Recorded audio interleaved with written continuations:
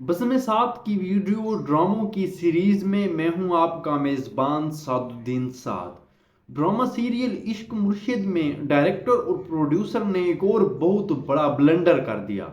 ناظرین و سامعین، ہوا ڈرامے میں کچھ یوں ہے کہ اتنی بڑی غلطی اتنے مشہور ڈرامے میں ہونا اور پھر اس ڈرامے کا وائرل رہ جانا، یہ ایک اچنبھے کی بات ہے۔ اور کیا ہوا، کیسے ہوا اور آگے چل کر کیا کیا ہونے جا رہا ہے اور کیسے رائٹر اور ڈائریکٹر اپنے ڈرامے کے دشمن بن گئے، میں آپ کو اس ویڈیو میں یہ مکمل کہانی اور داستان بتاتا ہوں۔ ڈرامہ سیریل عشق مرشد جو در فشاں سلیم اور بلال عباس کا وہ شاندار ڈرامہ ہے جو پاکستان کے ساتھ ساتھ انڈیا میں بھی دیکھا جا رہا ہے اور انڈین سیلیبریٹیز بھی اس ڈرامے کو دیکھ رہے ہیں۔ نواز الدین صدیقی نے بھی اس ڈرامے کی تعریف کی ہے اور یقیناً یہ پاکستانی ڈرامہ انڈسٹری کے لیے ہی ایک بہت بڑا اعزاز ہے۔ ناظرین و سامعین، پھر اس کے بعد ہوتا کچھ یوں ہے، جب یہ ڈرامہ مقبول ہو جاتا ہے تو پھر ڈائریکٹر اور پروڈیوسر کا دماغ بھی خراب ہو جاتا ہے۔ وہ یہ سمجھتے ہیں کہ وہ ڈرامہ چونکہ انہیں پیسے دے رہا ہے، یوٹیوب پر بھی تقریباً ہر ایپیسوڈ پر 30 ملین ویوز آ رہے ہیں، تو پھر یہ ان کا فرض بنتا ہے کہ وہ اسے مزید آگے پھیلائیں۔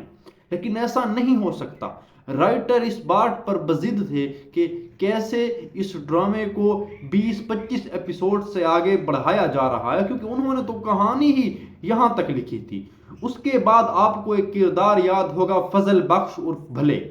بھلے کے کردار کو بھی اس ڈرامے میں گھسیڑا گیا اور اس طریقے سے یہ ڈرامہ آگے بڑھا۔ لیکن اسی کی بعد جب یہ پچھلا ایپیسوڈ دکھایا گیا، جب فضل بخش شبرا کی محبت میں ان کے گھر نوکر بن کر آتے ہیں، اگرچہ وہ ایک بہت بڑے آفیسر کے بیٹے ہوتے ہیں اور ان کا کاروبار پوری دنیا میں پھیلا ہوا ہوتا ہے، تو پھر وہ نوکر بن جاتے ہیں اور وغیرہ وغیرہ، اس میں کہانی وہ آپ کو پتہ ہے، مجھے بتانے کی ضرورت نہیں ہے۔ لیکن ابھی ڈرامے میں کیا ہوگا، آپ لوگوں نے پچھلا ایپیسوڈ ڈرامے کا دیکھا ہی ہوگا، جب ڈرامے کے اندر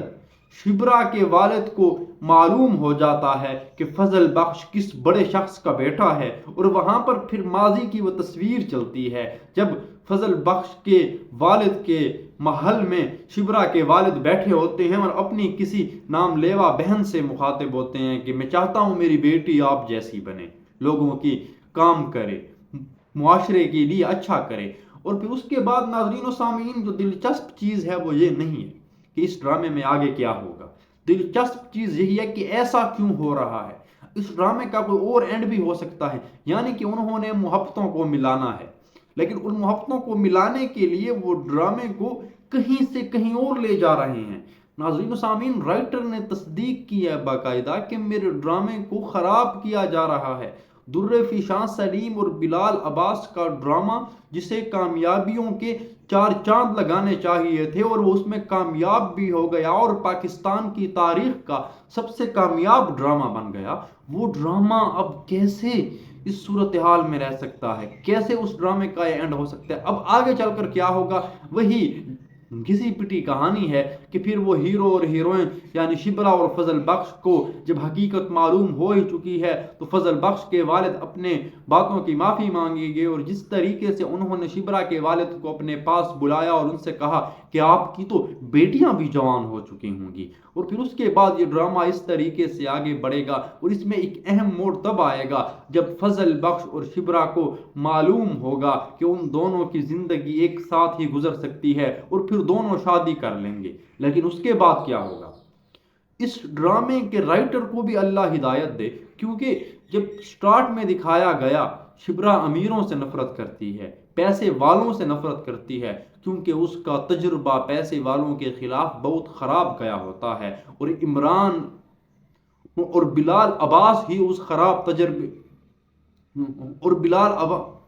بلال عباس کے باپ ہی اس خراب تجربے کا سبب بنتے ہیں۔ ناظرین و سامعین، اس کے بعد پھر کیسے اچانک سے ان کے دل میں ایک دولت مند کی، یعنی کہ یہ دکھانے کی کوشش کی گئی ہے کہ محبت لازوال ہے، محبت کو کوئی زوال نہیں، یہ ہر مسلک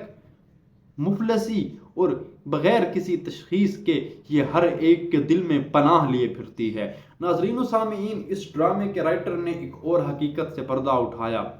کہ یہ ڈرامہ میں نے ایک ایسی کہانی پر لکھا ہے جو سب کو پسند تو تھی، لیکن اس کے باوجود بھی سب نے اس ڈرامے کی کہانی کو پہلے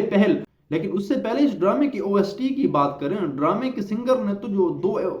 سونگ نے تیار کر کے دیے، انہوں نے ریجیکٹ کر دیے۔ اس سے ہی آپ ڈائریکٹر اور پروڈیوسر کا چالاکی اور عقل مندی کا تناسب کر لیں کہ پہلے انہوں نے وہ ریجیکٹ کر دیے، اور ریجیکٹ کرنے کے بعد جب انہیں معلوم ہوتا ہے کہ نہیں ایک OST اچھا ہے، وہ اسے چلا لیتے ہیں، اور پھر تیرا میرا پیار امر یہ OST منظر عام پر آتا ہے جو آج کل ہر طرف چھایا ہوا ہے اور